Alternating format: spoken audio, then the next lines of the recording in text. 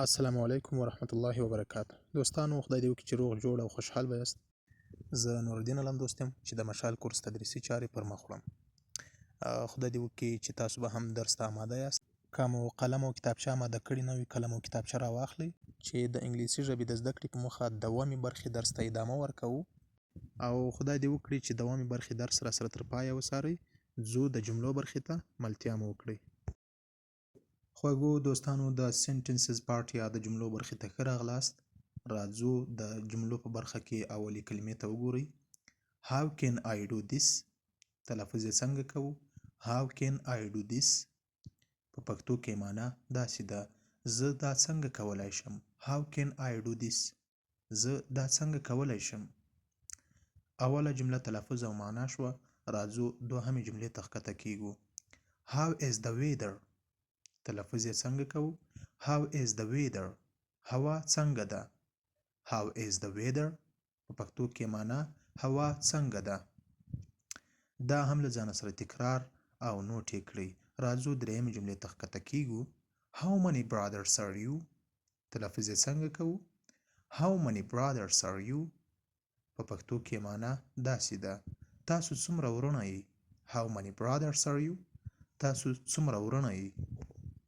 له درېیمې جملې نه هم تیریږو څلورمې جملې ته راځو. د څلورمې جملې تلفظ به څنګه کوو؟ I have won. ما وګټله. تلفظ یې څنګه کوو؟ I have won. ما وګټله. له څلورمې جملې نه هم تیریږو پنځمې جملې ته ښکته شئ. I am proud of you. تلفظ یې څنګه کوو؟ I am proud of you. په پښتو کې معنا زه په تا ویاړم. I am proud of you. زه په تا ویاړم یا زه په تا فخر کوم. نو خوږو دوستانو د سنټنسز پارت د اولې برخې جملې تلفظ او معنا شوې. زو د جملو دوهمې برخې ته ملتیا مو وکړئ. نو خوږو لیدونکو د جملو په دوهمه برخه کې اولې کلمې ته وګورئ. I am very glad. تلفظ یې څنګه کوو؟ I am very glad. په پښتو کې معنا زه ډیر خوښ یم. I am very glad. زه ډیر خوښ یم. له اولې جملې نه راښکته کیږو دوهمې جملې ته. I have given you much trouble. تلفظ یې څنګه کوو؟ I have given you much trouble. په پښتو کې معنا ما تاسو ته ډیر تکلیف درکړ. I have given you much trouble. ما تاسو ته ډیر تکلیف درکړ. نو خوږو دوستانو دوهمه جمله هم له ځان سره په بار بار تکرار کړئ چې یاد مو شي. ځو درېیمې جملې ته. دا درېیمې جملې تلفظ څنګه کوو؟ It can't be. تلفظ یې څنګه کوو؟ It can't be. په پښتو کې معنا دا نشي کېدلی. It can't be. دا نشي کېدلی. راځو اخیری یا پنځمې جملې ته. It does not matter. تلفظ یې څنګه کوو؟ It does not matter. په پښتو کې معنا پروا نه لري. It does not matter. پروا نه لري یا کومه خبره نه ده. نو خوږو دوستانو دا وې د جملو دواړه برخې چې په معنا او تلفظ مو تاسو ته وړاندې کړې. ځو د لغاتونو برخې ته ملتیا مو وکړئ. نو خوږو دوستانو د ورډز پارت یا د لغاتونو برخې ته ښه راغلاست. راځو اول لغت ته وګورئ. د اول لغت تلفظ به څنګه کوو؟ Suppose. تلفظ یې څنګه کوو؟ Suppose. ګمان کولو ته وایي. SUPPOSE. Suppose. ګمان کول. له اول لغت نه راښکته شئ دوهم لغت ته. تلفظ یې څنګه کوو؟ Understand. تلفظ به څنګه کوو؟ Understand. پوهېدلو ته وایي. UNDERSTAND. Understand. د پوهېدلو په معنا ده. له دوهم لغت نه هم راښکته کیږو درېیم لغت ته. View. تلفظ یې څنګه کوو؟ View. د کتلو په معنا ده. VIEW. View. کتلو ته وایي.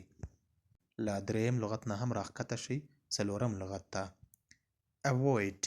تلفظ یې څنګه کوو؟ Avoid. د مخنیوي کولو په معنا ده. Avoid. مخنیوی کول یا ځان ساتل. له څلورم لغت نه هم تیریږو پنځم لغت یا د پای لغت ته. Behave. تلفظ یې څنګه کوو؟ Behave. اخلاق کول یا سلوک کول. BEHAVE. Behave. اخلاق کول یا د سلوک کولو په معنا ده. نو خوږو دوستانو د لغاتونو په اول لاین کې مو 15 لغاتونه معنا او تلفظ کړو. راځو د لغاتونو دوهم لاین ته. د دوهم لاین اول لغت ته ځیر شئ. کام تلفظ یې څنګه کوو؟ کام آرام یا د خاموش په معنا ده. کام آرام یا خاموش ته وایي. CALM کام د آرام یا خاموش په معنا ده. راځو دوهم لاین کې دوهم لغت ته ځیر شئ. د دوهم لغت تلفظ څنګه کوو؟ concern تلفظ به څنګه کوو؟ concern CONCARN concern اندېښنه. concern د اندېښنې په معنا ده. له دوهم لغت نه هم تیریږو دریم لغت ته ښکته کیږو. تلفظ به څنګه کوو؟ content CONTENT content په پښتو کې معنا راضي یا خوشحال. content راضي یا د خوشحال په معنا ده. له دریم لغت نه هم تیریږو څلورم لغت ته راځو. expect تلفظ به څنګه کوو؟ expect تمه کولو ته وایي. EXPECT expect د تمه کولو په معنا ده. له څلورم لغت نه هم تیریږو پنځم یا د دوهم لاین د پای لغت تلفظ او معنا کوو. frequently تلفظ یې څنګه کوو؟ frequently په پښتو کې معنا زیاتره وخت. FREQUENTLY frequently زیاتره وخت. نو خوږو دوستانو د words part یا د لغاتونو برخه هم پای ته رسوو. ځو په دې درس کې دریم برخې ته چې هغه د ګرامر برخه ده. د ګرامر په برخه کې هم یو تعریف راخلو. نور د درس لړۍ پای ته رسوو. ملتیا مو وکړئ. نو خوږو دوستانو د ګرامر برخې ته ښه راغلاست. نن د ګرامر په برخه کې small letters یا کوچني توري تعریفوو. کوچني توري هغه دي چې په غیر برجسته شکل لیکل کیږي. یعنی د capital letters یا لوی تورو نه تعریف برعکس ده. یعنی د capital letters یا لوی تورو تعریف مو داسې کړی و چې لوی توري هغه دي چې په غټ او برجسته شکل لیکل کیږي. خو د small letters یا کوچني تورو تعریف داسې کوو. کوچني توري هغه دي چې په غیر برجسته شکل لیکل کیږي. لکه موږ یې هغه لاندې مثال تاسو ته راوړی دی. A B C D E F G H I J K همداسې تر زیډه پورې. نو خوږو دوستانو small letters یا کوچنی توری مو تعریف که ومو پیژانده. اوس راځو دغه لاندې کوچني نوټ ته. په نوټ کې دا لیکل شوي چې په انګلیسي ژبه کې ټول 26 توري دي. څو توري دي؟ 26 توري دي چې د دوی له ډلې څخه یې 15 غږ لرونکي دي او 2 یې نیمه غږ لرونکي دي او پاتې نور یې ټول بې غږه توري دي. ښه نو خوږو دوستانو هیله مند یم چې زموږ د اوومې برخې درس مو خوښ شوی وي او راتلونکې نورې برخې هم را سره تعقیب کړئ. او ډیره زیاته مننه کوم چې زموږ د مشال کورس درسونه را سره تعقیبوئ.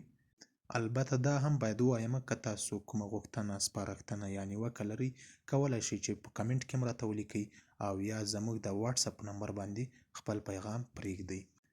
نور نو په همدې ځای موږ ته اجازه راکړئ تر څو په اتمه برخه کې ستاسو په خدمت کې حاضرېږو او تاسو ته هم ښې چارې غواړم. کامیاب او خوشحاله اوسئ. لوی الله جل جلاله مو مل شه. کور ودان.